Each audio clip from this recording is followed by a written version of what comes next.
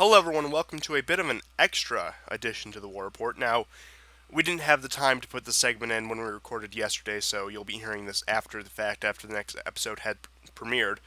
But we wanted to cover a pretty monumental event, and I don't know how we didn't find a way to squeeze this in, is Trump is moving about 9,000 troops out of Germany. Now, that will take us from the 34,000 we have there to the down to 25,000. Now, of course, this drew the ire of the liberals. It drew the ire of the neoconservatives. It drew the ire of Washington, D.C., in short.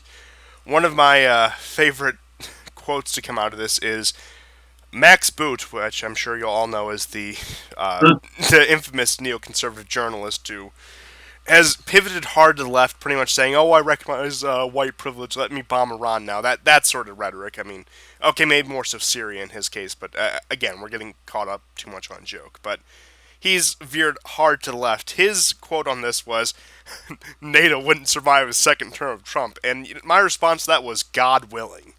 But I mean, here we are, and there's been some speculation about this move. Now, a lot of people will hear this and think, "Oh, cool, we're finally bringing troops home from some foreign country we have no business in." Uh, that's what the untrained mind thinks. That's no criticism, no fault to them. They hear, "Oh, troops leaving a country, they must be coming home." By that logic, but no, it's a bit more complicated than that. What we have here is we're looking at two different outcomes. The two biggest speculations are number one, they're being redeployed to Asia, or number two, they're being redeployed to Poland in particular. Now, both of those carry some pretty heavy implications. Maybe not on the surface, but you look further into it, because the narrative that the liberals immediately came out with was Trump is handing a victory over to Russia. He's handing an advantage over to Russia. We need to keep our troops there to deter Russian aggression because having some troops left over in Bavaria from World War II, that's going to stop Russia from going into Syria or whatever. Again, just the sort of narrative that they always like to paint.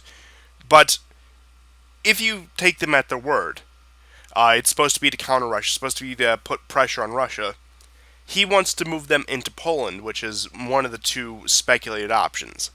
Now, that creates quite the dilemma for the liberal because he's moving them close to Russia's border. In which case, I think that actually would be cause for tension between the U.S. and Russia that we haven't seen in quite some time. It would be a rather Cold War move to move them close to that border. Now, we've had troop drills in the Baltic states. We've had troop drills near the Russian border, but this would be a at least temporary stationing of a significant amount of troops into Poland. Now, I don't know what hardware that would include. I don't know, like, if that would be anything more substantial than just the troops themselves, or if it would be like, are we putting like an armored division there, for example? I don't know.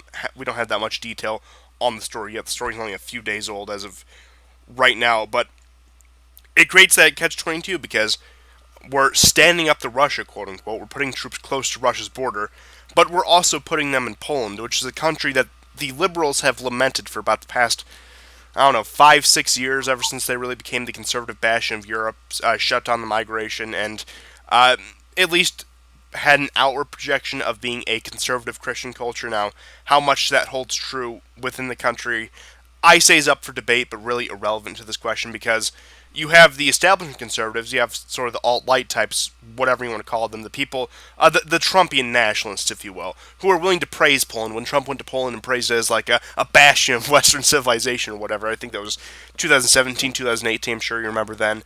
Uh, Yeah. you had that, and then you had the liberals, of course, come out saying, "I can't believe Trump would praise this racist, xenophobic country." So it's a bit of a, like I said, it's a bit of a catch-22 for them to reuse that phrase, recycle that phrase, where, yeah, we're being tougher on Russia, quote unquote, but we have to ally with such an unsavory actor. Like, they're basically like a mini Russia, is probably what a lot of these, like, liberal blue checkmark types are thinking about Poland. Yeah. It's going to be a difficult move because basically the approach for quite some time now with Russia has been to use soft power. Um, even with respect to Georgia, which they were not able to amass hard power, and lost that conflict essentially, and then got basically a mixed outcome in Ukraine. Um, Now they haven't. Stoltenberg has been quite in favor of all these military marches and movements that the U.S. and NATO are performing, going along the Baltic countries, and this is supposed to strike fear in Kaliningrad. I'm very sure, and but but there's something with this that is more permanent and is essentially marking a kind of a decline of the EU as well, and a change of strategy for for NATO. So what this is doing is it's sort of giving up um, soft power, but it's also giving up sort of like the plan and what sort of urgencies are beginning to take hold, within the American empire, right? So Germany was always a safe bet. Poland could always have the missiles. I don't think the liberal hawks are afraid of a war happening in Poland. Of course, I don't. No one thinks that's going to happen. This is all basically an image of soft power, and by Trump doing this, in their eyes, he's showing favor from one country to another country, and for that reason, uh, because this is not just a drill, they're not just going to go through one little country after another. This is going to be something more permanent, and it's sending a different kind of message, a message that they didn't want. And as you pointed out, Poland is hardly like an example of the EU that the EU is interested in, to basically amass that many NATO troops. And there's very little separation and division between the EU and NATO. So that's what I think their problems are. They probably would have been less alarmed if Trump had restationed those troops either somewhere in the Middle East, although they would not have liked that because of escalations, but rather Asia.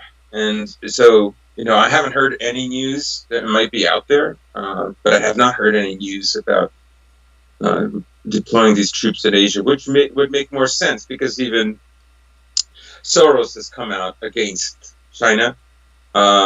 He's essentially for the protesters in Hong Kong, which to me, I read that as the total subjugation of China did not happen.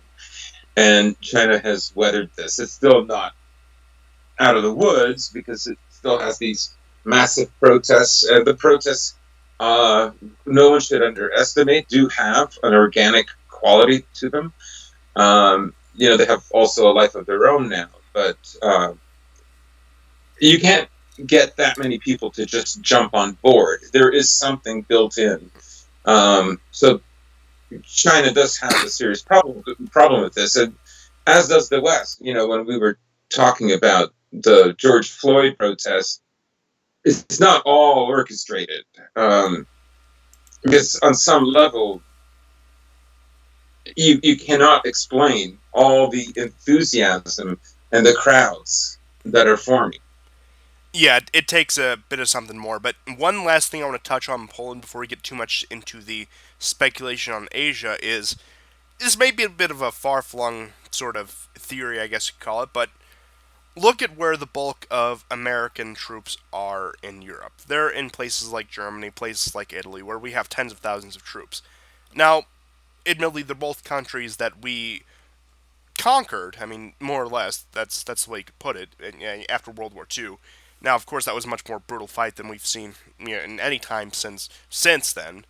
But we also kept the troops there afterwards as a pacifying force, as a way to establish American domination, to grind them down. Now, more so Germany than Italy, because Germany, of course, had the potential to rise again as a great power on the European stage, which is something we didn't want, nor the Russians wanted at that time. A bit of a odd consensus between the two powers during the Cold War. But point being is, I'm wondering if putting a contingent of troops in Poland is a way to almost pacify them, to bring them fully into the American fold. That you no longer need to worry about protecting yourself. That's our job, and of course that lends its way to many other cultural influences, economic influences, etc. Hmm. Yeah, I mean, I think also this move is there to provide pressure on Belarus now that it's made its first significant purchase of U.S. gas. I think U.S. troop on the border of Belarus, because of course Poland doesn't share a border with Russia, but a kind of normalization process, in order to sway the Belarusian population as American troops are a kind of normalcy, right, within neighboring Poland. So, it could be looked at that way as well. Of course, the drills that have been going on for the last 2 years in the Baltic states also um, run along, especially I think Lithuania with Belarus. They're in the same neighborhood, so that could be part of it. Although that's a kind of an odd strategy. I think also because the Poles want them there. Um, Partly because Poland does experience a lot of young people leaving Poland, and so you know Well, calm down. this They is can in. make up for that with all those Ukrainians coming in. So there might be a war between Russia and Ukraine after all. Oh, Um, absolutely. yeah, so I would think they have their reason. Poland has their reasons why, and they're not the same as Trump's, and they're certainly not the same as even the most pragmatic of the liberal hawks within the Atlantic Council think tanks or any of the NATO think tanks and so on.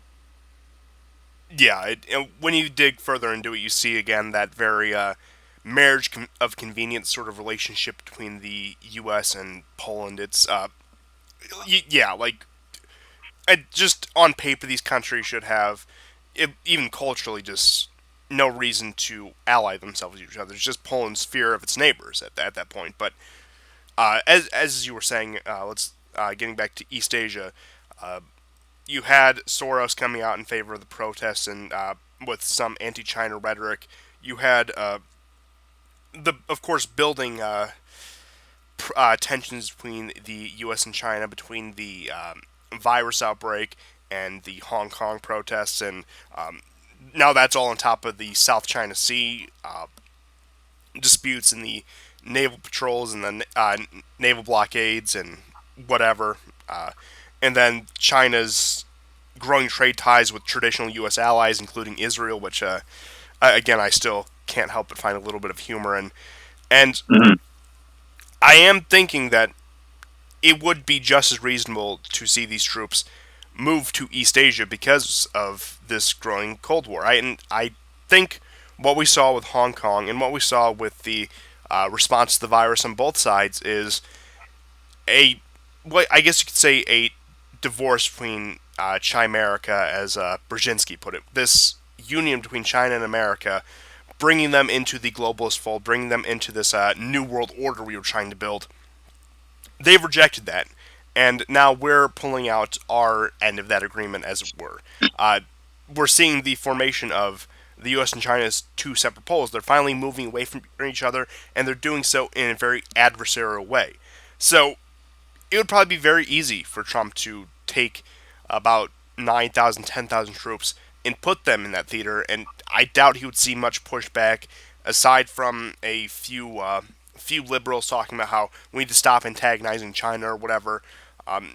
Just the usual suspects, but I think he could probably get a lot more consensus, a lot more bipartisan support for a move like that than a move into Poland, because again, that problem in Poland is twofold, where it's an escalation with Russia, it's supporting a what is, at least on the surface, a conservative, bigoted nation, as the leftists would write it off as. But so I lean towards Asia, but it wouldn't surprise me at all if these troops ended up in Poland. Yeah, I wouldn't either. There has to be some kind of war hawk that thinks keeping them in Poland is more likely to maybe to create a situation where Russia makes a mistake, where Russia is overly antagonized and makes a blunder, um, either diplomatically or in some other fashion. But they might have it all wrong. I say that because the truth is, when the Soviet Union was reforming back into Russia, most of those Central Asian countries or republics, like Tajikistan, Kyrgyzstan, Kazakhstan, Uzbekistan, all of them were asking to be part of Russia, and Russia denied them. Um, Reason being is they had learned, I think, from 70 years of being this huge Soviet empire, that they could not manage all these different ethnicities. That ethnic anger and ethnic feelings of inequality were inevitable, as they are in all empires eventually. And so they didn't include them. So, this is why I think like Russia's not actually, Ukraine is maybe the borderline, but Russia is not interested in um, having, Poland and the Baltic states back into their borders. It's a losing proposition. Yeah, I mean, However, beyond the strategic areas like Crimea, there's not much desire for Russian irredentism, even among the more nationalistic parts of the population. yeah, yes, right. I mean, even the average Russian doesn't want. So there's that. But I would say that there's this might be linked to a strategy of making Russia uh, make a mistake, like getting them so angry, like because Russia is afraid of a kind of first strike and then quick invasion, like a kind of decapitation of the leadership and then quickly moving in. That is something that I think that they do worry about. But I think they've got the West pretty well sized up at the moment. I kind of think they know that the West internally has a lot of very, very severe civic issues that are irresolvable and will be a problem for them, going forward. So I don't see Russia really lashing out. You know those those Russian bots in St. Petersburg are hardly even working right now. So Yeah, that's yeah. You saw that. I can't remember whether yeah, I sent you that or not. But point being is, I mean, they very well could be trying to evoke the same response from China, getting them to make a misstep, which, again, I think is just as likely. Or for all we know, we could see uh, both happen. We could see them put troops in Poland and put them in East Asia, completely unrelated to the German withdrawals. And I wouldn't be surprised by that. But if I had to put money on something, I think at this point, at least, it's probably going to be China. That's where the news is. That's where the mm-hmm. Mm-hmm. focus is. Russia hasn't done anything too quote unquote outrageous, even for the liberal standards. And what quite some time, things in Syria have grinded to a halt. There's really been no action in Ukraine in the past 2-3 years. Even in terms of like the violations of airspace or Russian troops on the border of X country. That's all calmed down. So I think they would have to wait for another incident like that to justify uh, a presence in Poland, which is why, again, I'm leaning towards they're going to throw these troops in Asia. But at It's the before, but bigger issue. yeah, before the end of the It's the decade, we bigger will issue. see Like the troops in you're Poland, you're though. gonna take a Russia that knows your playbook. Yeah, Like really? Like unless you're going to invade, what are you going to do? You're going to play like invasion games while China builds more islands. Like that seems to me like a very bad strategy. yeah, and I would say at this point, anything short of embargo or all-out war we've done to Russia, and things have. I would say that front has stabilized, for lack of a better term, to the point Yeah. where, uh, if it's gonna get worse, it's going to get really worse. Yes. Yeah, I would Whereas agree. we're not even close to that point when it comes to China or East Asia. It's only just begun in terms of our Cold War, our burgeoning conflict with them, as it were. Hmm. But that's all I had for that. Thank you, everyone, for tuning into this special extra edition of Thank the you, War guys. Report. Sorry we couldn't make this difficult. So we'll see you guys next time, and goodbye. Goodbye.